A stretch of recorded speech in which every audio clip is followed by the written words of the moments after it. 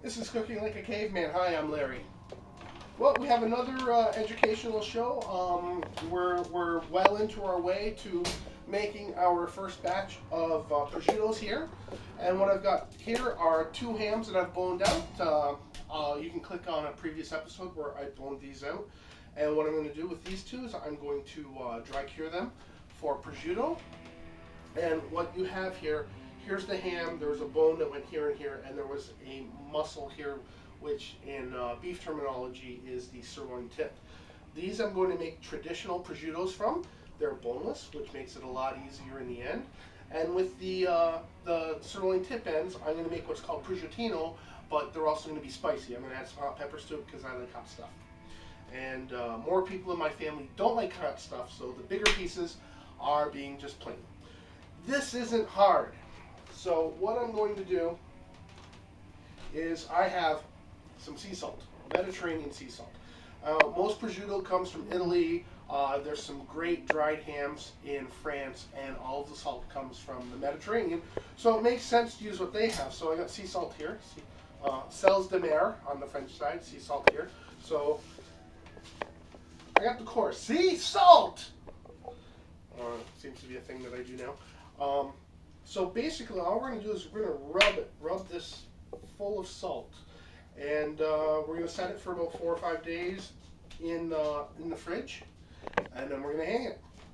It's not too hard. And what I've got here is this is just a bus bucket. You can get these at any restaurant supply store or meat supply store.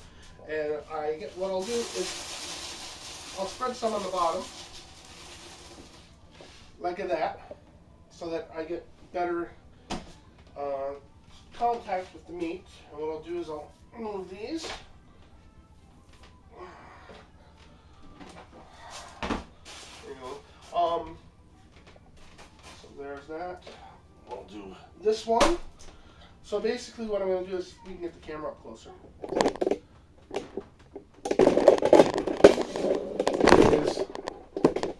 There we go. I'm just going to take the salt and I'm going to rub it in. I'm not using table salt. Supposedly, if you want to believe it or not, there is a higher sodium content, or the nitrite contents are different than sea salts. So, some people say sea salt is healthier. It could be. I'm not saying that it's not. And rub it in. And now I'm just going to work it into all nooks and crannies.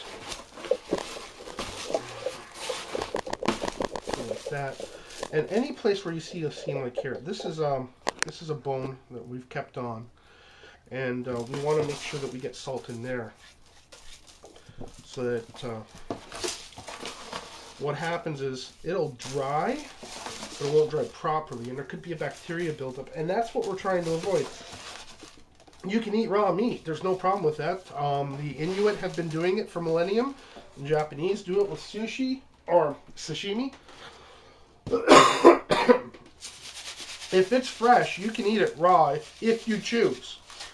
There's a lot of people going, ew. But, we've been doing it for thousands of years. And, we learned how to hunt before we learned how to make fire. So, there's one. We'll set that there. Now, it's going to be a little cramped in here, but that's okay. And we'll bring ham 2. So this was ham solo. Now it's ham duo. Yeah, I know, I'm a punny guy. And again, at this early stage, I prefer more salt than less. I did go with coarse salt when I went and bought it yesterday. I'm beginning to think that maybe fine would have been a better idea, but we'll see what happens. So again, going into all the nooks and crannies, and on the salt. And maybe one benefit that the coarse might have is because it's coarser, it's going to score the skin, so it's going to give some extra penetration into the skin. Check here, grab some salt, And one thing, I made this about 8 years ago, and it turned out really good. I just didn't let it dry enough. So when I went to go slice into it, it was still wet. So what I ended up having to do was to cook it. And it still tasted awesome, but you couldn't use it as a deli meat, which is what the goal is here. So there we go. We have 2 salted legs of pork. And what I'm going to do, I'm just going to finish off.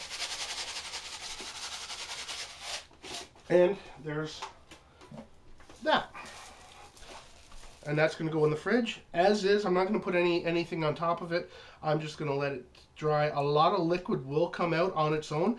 My boss showed me how to do this, boning up the hams, and he said not to press it. I pressed it last time, and that might have been one of the reasons why it was still wet when I went to go use it. But we're going to leave it like this for a few days, and then we'll I'll change the salt. Maybe I'll go to a fine salt, and then about 3 or 4 days after that, I'll hang it up. And now we'll go with these guys. These are the sirloin tips that, if you saw the last episode, is the corresponding half to these. I have 3 here. There's 1 more.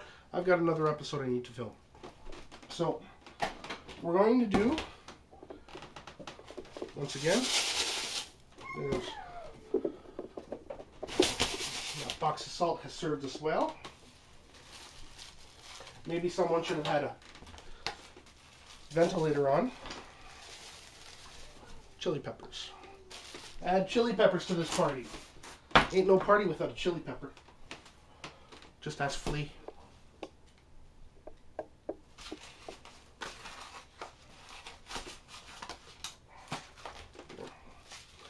Now, again, sea salt. Now I'm just going to mix that up just a little bit. There. So, the sirloin tip.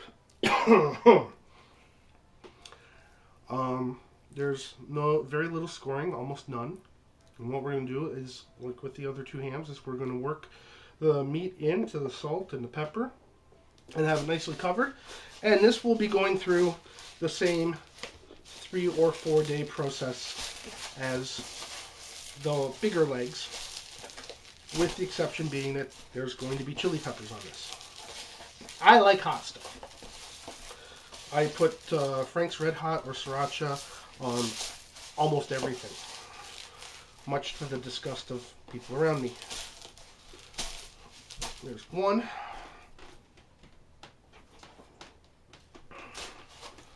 Number 2.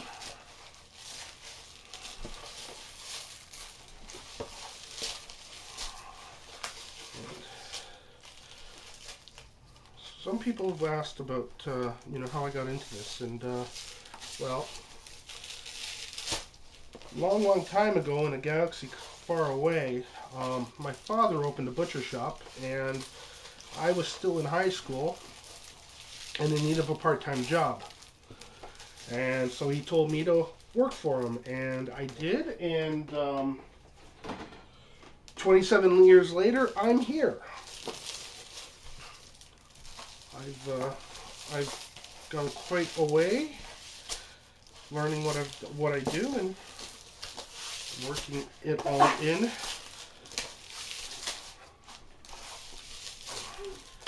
And there we go. And what I'm going to do, like with the other 2, is I'm just going to spread some more salt on this.